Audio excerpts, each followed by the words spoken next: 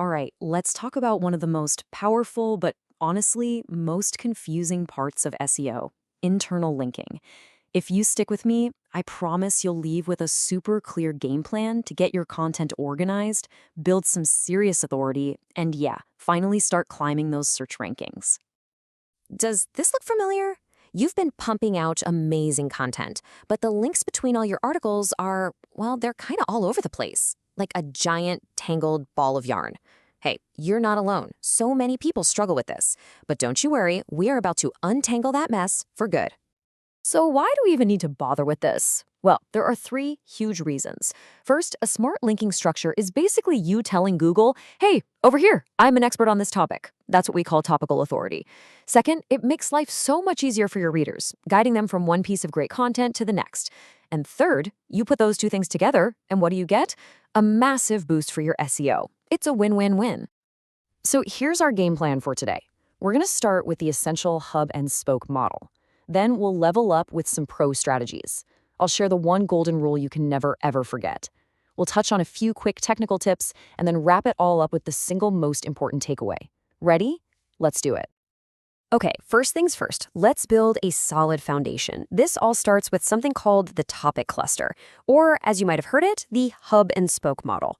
This is the bedrock of everything else we're going to talk about. So, what on earth is a topic cluster? Just think about a book. Your main pillar page, that's like the main chapter, it gives you the big picture overview of a broad topic, let's say neural networks. Then you have your supporting pages. These are like all the detailed sections inside that chapter, diving deep into specific things like LoRa or recurrent neural networks. The real magic, though, is how they're all connected. And for that magic to happen, you have to follow three fundamental rules. These are non-negotiable. Rule 1. Your main pillar page, the hub, has to link out to all of its supporting articles. Rule 2. Every single one of those supporting articles has to link back to the pillar. This creates that super strong hub and spoke connection. And finally, Rule 3. Your supporting pages can totally link to each other. But, and this is a big but, only when it actually makes sense and helps the reader. You see how this creates this powerful, self-reinforcing loop? The pillar page passes authority down to the supporting pages, and then those pages pass authority right back up, making that pillar even stronger. It is the absolute perfect way to signal to Google that your site is the go-to resource for this entire topic. Okay, so once you've got that basic cluster down, your site's going to grow, and you're going to start running into some trickier situations. So let's go beyond the basics and tackle some of those advanced strategies. Now here's a big one. What happens when you have a bunch of these topic clusters? Like you have one for neural networks and a whole other one for prompt engineering. Can they link to each other? Should they? The answer is a huge yes, if and only if it's relevant. You don't want to just sprinkle links around for no reason.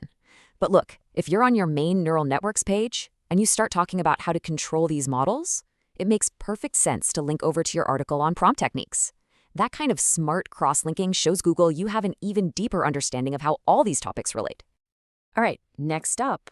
What do you do when one of your supporting articles is a beast of a topic all on its own? Can you build a cluster inside of another cluster? You absolutely can. It's a strategy called subclustering. So let's go back to our example. Your article on LoRa is a supporting piece for neural networks, right?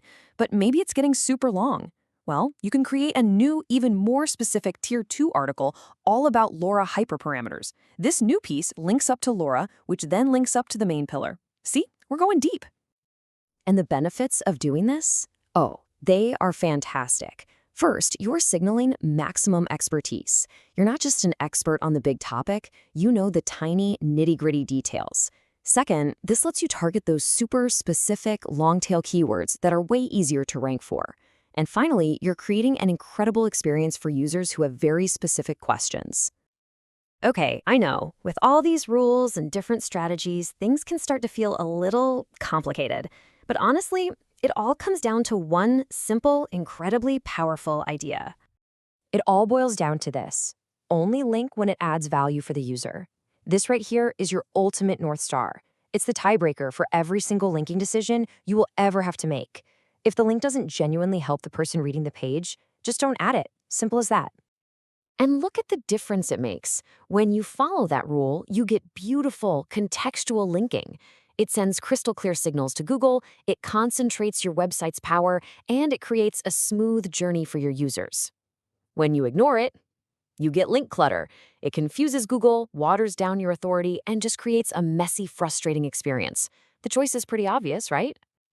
So, if you forget every other thing we talked about today, please remember this one. Before you add any internal link, just pause and ask yourself this one question. Is this link actually helpful and relevant for the person reading this page, right here, right now? If the answer is yes, you're doing it right. Okay, let's switch gears for a second and talk about the practical stuff. I want to clear up a couple of common technical questions that always seem to pop up. First up, URLs.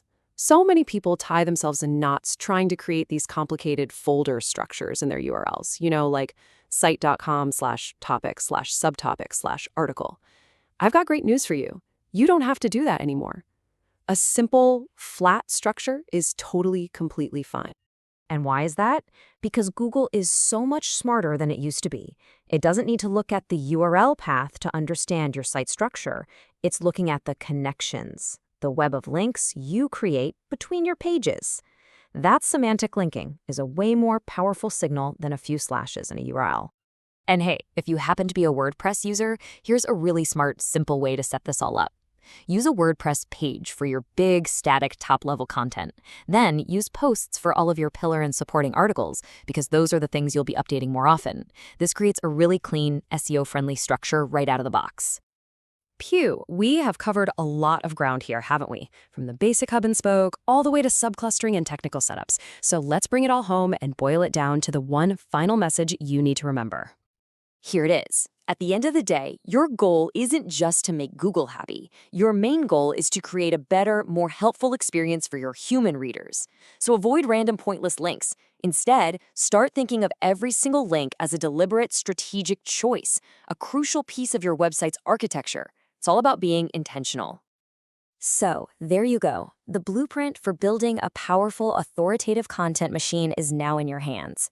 The only question left is, what are you going to do with it? How are you going to change your linking strategy starting today? Go take a fresh look at your content and start building those smart connections. Thanks for tuning in.